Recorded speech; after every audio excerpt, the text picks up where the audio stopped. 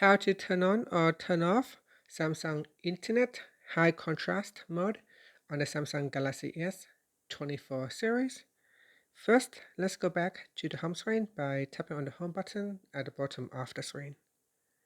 Now on the home screen or in the apps screen, open up the internet browser. Then tap on the menu button. From the pop-up, tap on settings. Now in the internet settings page, we scroll down and tap on high contrast mode. Tap on the toggle button to turn it on, and this is what it looks like when you turn high contrast mode for Samsung Internet.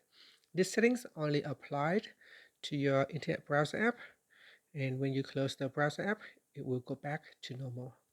When you turn on when you open your browser mode, your browser will always be in contrast mode. Here, if you want to turn it off, you go back into settings, and then we scroll down and switch off high contrast mode by tapping on the toggle button. And that's it. Thank you for watching this video. Please like and subscribe to my channel for more videos.